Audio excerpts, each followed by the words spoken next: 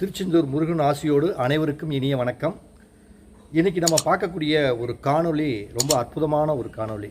அதாவது ஈசானிய மூல ஒரு தெருக்குத்து யாருக்கு கோடீஸ்வர யோகத்தை கொடுக்கும் அப்படிங்கக்கூடிய ஒரு அழகான அற்புதமான பதிவு.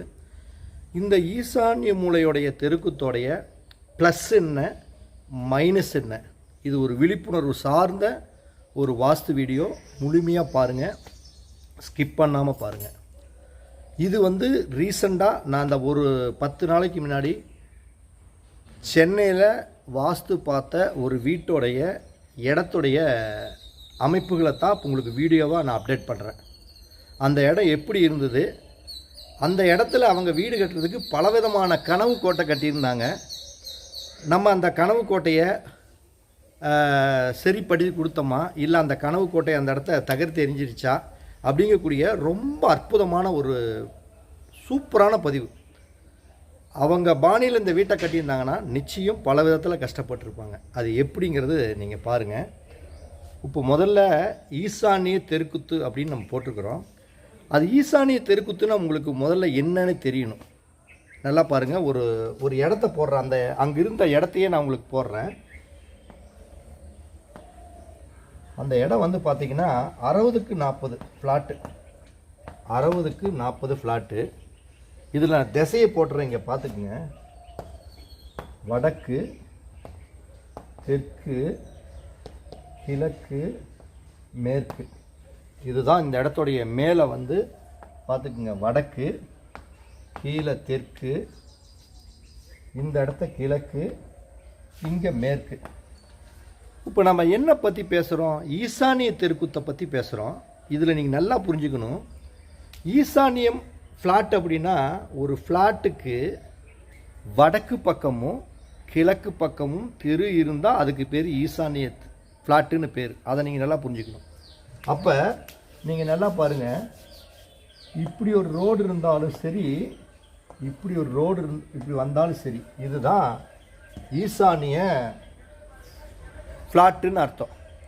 அப்போ ஈசானியத்திலேயே நம்மளுக்கு 2 தெருக்குத்து இருக்குது. அதாவது வடக்கு பக்கத்துலேருந்து ஒரு தெரு இப்படி குத்துனா இதுக்கு பேர் வடக்கு ஈசானிய தெருக்குத்துன்னு பேர். அதுவே கிழக்கு பக்கத்துலேருந்து நேராக இப்படி குத்துனா இதுக்கு பேர் கிழக்கு ஈசானிய தெருக்குத்துன்னு பேர்.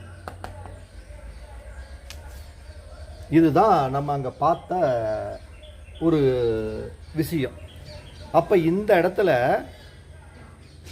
அவங்க வீடு கட்டுறதுக்கு ஆல்ரெடி மேப் போட்டு எல்லாம் பக்காவாக ரெடி பண்ணிட்டாங்க. அங்கே இருக்கக்கூடிய இன்ஜினியர்ஸை வச்சு, வாஸ்து நிபுணர்களை ஏற்கனவே பார்த்து நம்ம வீடியோக்களை பார்த்து அவங்க நம்மக்கிட்ட மீண்டும் அந்த பிளானு, அந்த இடத்துடைய வேல்யூ, இந்த இடத்த கட்டலாமா, பிரசன்னங்கள் போட்டு பார்த்து, ஜாதகத்தை பார்த்து இது எப்படி பண்ணலாம் அப்படிங்கிறது ஒரு அப்டேட்டுக்காக நம்மளை கூப்பிட்டுருந்தாங்க. அந்த இடத்துக்கு போனோம். அவங்க கடைசியில் என்ன நடந்ததுங்கிறத நீங்கள் நேரடியாக பார்த்தீங்கன்னா புரிஞ்சுக்கலாம். அப்போ இந்த இடத்த அங்கே நம்ம பார்த்த இடம் இந்த இது கிழக்கு பார்த்த ஃப்ளாட்டு, கிழக்கு பார்த்த ஃப்ளாட்டு. ரோடு 2 பக்கமே இருக்குது. ஆனால் ஈசானிய தெருக்குத்து தான் அவங்களது. அதாவது கிழக்கு ஈசானியத்திலிருந்து ஒரு தெரு ஒன்று குத்துது. இங்கிருந்து கிழக்கு ஈசானியம். அப்போ கிழக்கு ஈசானிய தெருக்குத்து இந்த ஃப்ளாட்டுக்கு நல்லதா அப்படின்னு ஒரு கேள்வி. எல்லாருமே என்ன சொல்லுவீங்க? சூப்பராக இருக்கும், கிழக்கு ஈசானியம் மிகப்பெரிய வளர்ச்சியை ஆணுக்கு கொடுக்கும், பல குழந்தைகளுடைய படிப்பறிவுக்கு சிறப்பாக இருக்கும் அப்படின்னு நம்ம சொல்கிறோம். ஆனால் நம்ம ஜாதகத்தையும் பார்த்து, இந்த லேண்டோட ஓனருடைய ஜாதகத்தையும் பார்த்து சில விஷயங்களை நம்ம அவங்களுக்கு யோகத்தையும் சொன்னோம், கொஞ்சம் மோசமான விஷயங்களையும் சொன்னோம். இதில் பாருங்கள், இந்த தெரு அவங்க இடத்துல 30 அடி அகலம். இந்த தெருவோட அகலம் பார்த்திங்கன்னா 30 அடி. அப்போ 30 அடிங்கிறப்ப கிட்டத்தட்ட ஒரு பாதி இதுக்கு 30 அடி தடம், பெரிய தடம். ஃப்ளாட்டு 60 அடி. ஆனால் கிழக்கு ஈசானியத்திலிருந்து ஒரு தெரு ஒரு 30 அடிக்கு இந்த இவங்க இடத்துக்கு வருது. அப்போ ஈசானிய தெருக்குத்து சிறப்பு தான் அப்படின்னு நம்ம நினச்சாலும் நல்லா ஒன்று புரிஞ்சுக்கணும். அவங்க இந்த கிழக்கு வீடு வடக்கு பார்த்து வீடு கட்டுறதுக்கு மேப் போட்டிருக்காங்க. கிட்டத்தட்ட எப்படி போட்டிருக்காங்க, கிழக்கு பார்த்த ஃப்ளாட்டு தான் இங்கே வடக்கு பார்த்து கட்டுறதுக்கும் வீடு நல்லா ஃபுல்லாக கிட்டத்தட்ட எல்லாம் ஃபுல்லாக மேப் போட்டாங்க. அதை உள்ளே நம்ம என்ன போட்டிருந்தாங்க தேவையில்லை. இது ஃபுல்லாகவே கிட்டத்தட்ட தெற்கு பக்கம் ஒரு 4 அடி காலி இடமும் வடக்கு பக்கம் ஒரு 6 அடி 6 அடி 10 அடிக்கு பக்கம் காலி இடம் விட்டு வீட்டை போட்டு கட்டிட்டாங்க. அப்போ இந்த கிழக்கு ஈசானியத்துடைய தெருக்குத்துங்கிறது நேராக இந்த வீட்டில் வந்து கிட்டத்தட்ட 20 அடி இந்த தெரு வந்து இந்த இடத்துக்குள்ளே கரெக்டாக இதோட குத்துது. அதாவது வீடு இவங்க கட்டுனதுக்கு அப்புறம் பார்த்தீங்கன்னா இந்த தெரு வந்து இந்த வீட்டில் 20 அடி இந்த பாற்றை பூராமே கிழக்கு ஈசானியோருடைய தெருக்குத்து வந்து குத்துது. இங்கே தான் ஒரு செக்கு. எல்லாருமே நம்ம தெருக்குத்து சூப்பராக இருக்கும், வடக்கு ஈசானிய தெருக்குத்து சூப்பராக இருக்கும், கிழக்கு ஈசானிய தெருக்குத்து சூப்பராக இருக்கும், இப்படி வீட்டில் வந்து அந்த தெரு வந்து குத்துனா யோகத்தை கொடுக்கும்னு நீங்கள் எல்லாம் கனவு கண்டுகிட்டு இருக்கிறீங்க. நிச்சயம் இப்படியெல்லாம் ஒரு அமைப்புகள் இருந்தால் கண்டிப்பாக யோகத்தை கொடுக்காது. ஏன்னா வடகிழக்கில் இருக்கக்கூடிய அதிபதி நவகிரகங்கள் தெய்வங்கள் யாருன்னா புதன் பகவான். இந்த இடத்துல இருக்கக்கூடிய நவகிரக தெய்வம் புதன். அவங்களோட லேண்டோட ஜாதகத்தை நம்ம எடுத்து அப்படியே நம்ம பார்க்குறப்ப இது ஃபால்ட்டுங்கிறது நல்லா தெரிஞ்சு போச்சு. மேப் போட்டு ஆல்ரெடி மார்க்கிங் மட்டும் தான் பண்ணலை. வடகிழக்குக்கு அதிபதி புதன். அவங்களுடைய ஜாதகத்திலேயே பார்த்தீங்கன்னா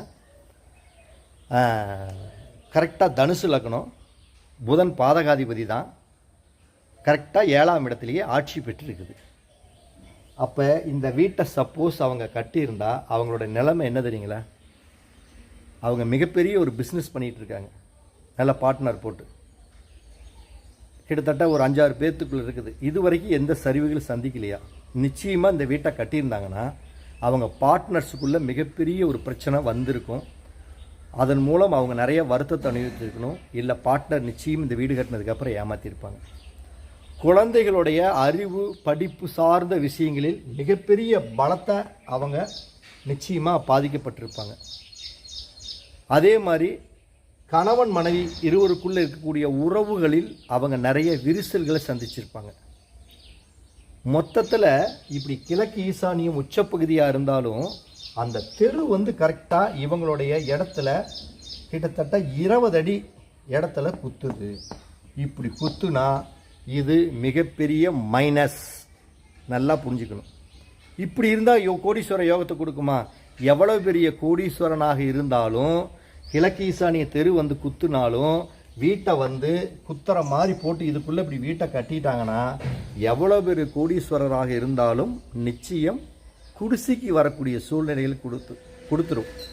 அதற்கு அவங்களுடைய ஜாதகத்தில் தனுசு லக்னம் புதன் தான் ஆட்சி பெற்றிருக்காரு. பாதகாதிபதி திசையோ பாதகாதிபதி புத்தியோ இல்லை புதனுடைய நட்சத்திரத்தில் ஒரு கிரகம் நின்று தசை புத்தி நடக்குது அப்படின்னா டோட்டலி கோபுரத்தில் இருக்கவர் கீழ் தர மட்டத்துக்கு வந்தே தீருவார். அதனால் நிச்சயம் இந்த இடத்துல வீட்டை நீங்கள் கட்டாதீங்க. அப்படி நீங்கள் வீட்டை கட்டணுன்னா எப்படி கட்டலாம் அப்படின்னு ஒரு விஷயத்தை பார்த்தீங்கன்னா இந்த 60 அடியில் இந்த 30 அடி டோட்டலாகவே நீங்கள் நல்லா இப்போ பார்த்துக்கணும். இந்த 30 அடியை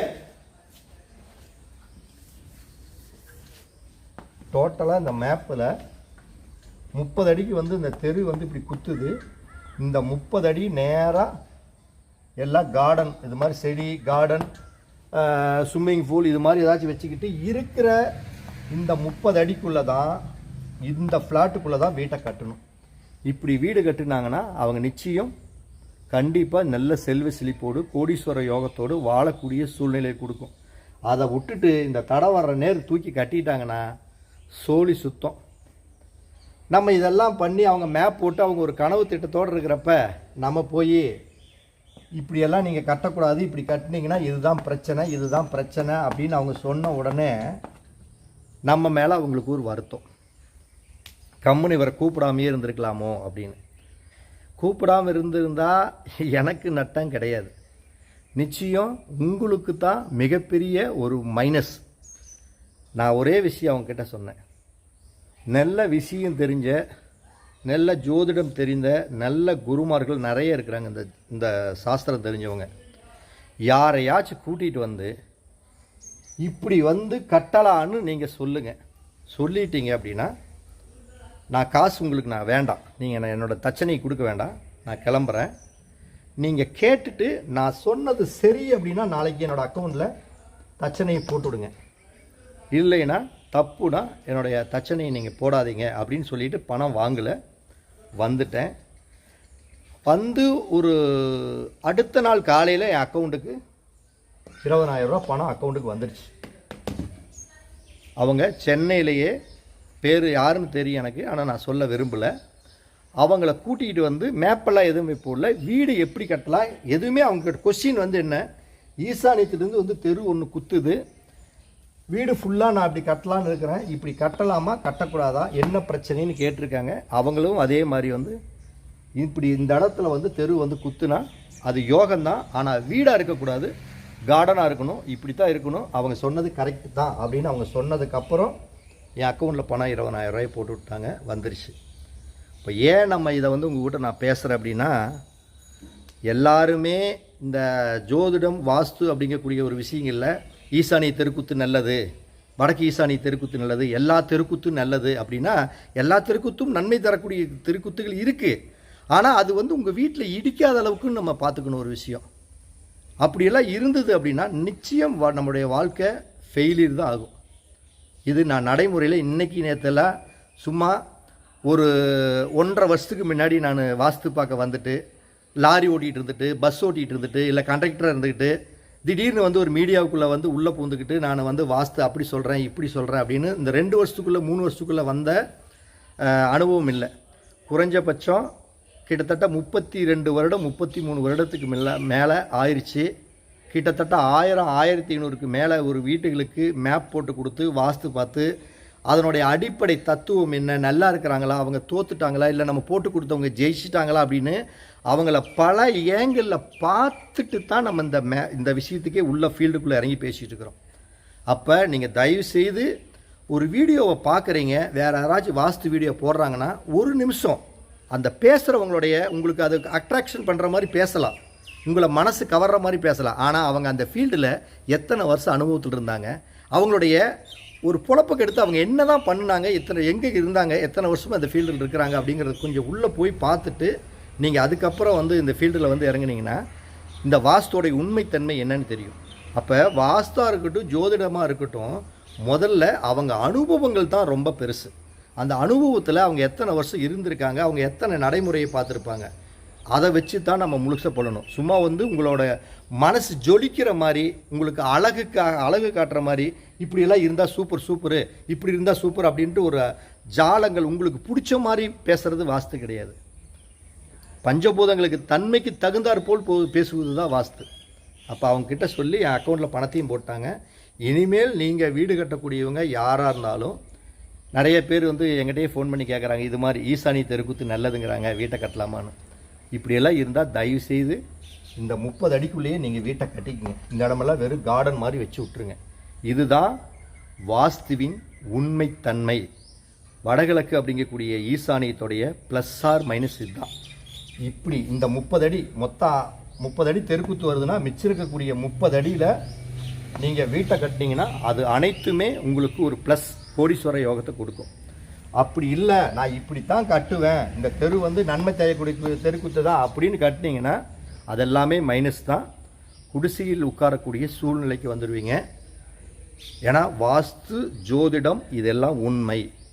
அதே மாதிரி கடவுள் பேய் பிசாஸ் தீய சக்திகள்ங்கிறது உண்மை தான். எப்படி வந்து ஒரு ஏற்றம் ஒன்று இருக்குதோ அது கீழே எப்படி இறக்கம் இருக்குதோ, எப்படி கிட்டத்தட்ட இன்றைக்கெல்லாம் வெயில் எப்படி போட்டு காய்ச்சது, அதே இதை ஒரு 3-4-5 மாதத்துக்கு முன்னாடி குளிராக இருந்துச்சு. அது மாதிரி தான் எப்படி இரவு பகல் குளிர் வெயில் இது மாதிரி இருக்கிற மாதிரி கடவுள் அப்படிங்கிற மாதிரி எல்லாமே இருக்குது. அது அவங்கவுங்களுக்கு நேரங்காலம் கெட்டு போகிறப்ப இது எல்லாம் வச்சு செஞ்சுட்டு போயிடும். முடிஞ்ச அளவுக்கு வீடுங்கிறது ஒரு அரண், ஒரு நம்ம போத்திக்கிற ஒரு போர்வை மாதிரி. இப்போ வெயிலில் போயிட்டுருக்குறோம், மழை அதாவது வெயில் ஃபுல்லாக அடிக்குது, வசதி இருக்கிறவங்க ஏசியில் போய் உட்காந்துக்கலாம். அட்லீஸ்ட் வசதி இல்லாதவங்க ஒரு கொடை பிடிச்சிக்கினாச்சு போகலாம் பார்த்தீங்களா. அது மாதிரி ஒரு கொடை பிடிச்சிட்டு போகிற அளவுக்கு ஒரு பாதுகாப்பு அரண் அப்படிங்கிறது தான் ஒரு கட்டடக்கலையுடைய வாஸ்து சாஸ்திரத்துடைய அம்சம். அப்போ எவ்வளவு வெயில் அடித்தாலும் சரி, எவ்வளவு மழை அடித்தாலும் சரி, மழையோட சாரல் நம்ம மேலே அடிக்கும், வெயிலோடைய தாக்கம் லைட்டாக அடிக்கும், ஆனால் உடம்பு ஃபுல்லாக பாதுகாப்பு கவசமாக இருக்கும். அதுதான் வாஸ்து. அதை நல்லா நீங்கள் புரிஞ்சுக்குங்க. இந்த காணொலியை முழுமையாக ஸ்கிப் பண்ணாமல் பார்த்த அனைவருக்குமே என்னுடைய நெஞ்சார்ந்த நன்றிகள், என்னுடைய மனமார்ந்த வாழ்த்துக்கள். வாழ்க வளமுடன்.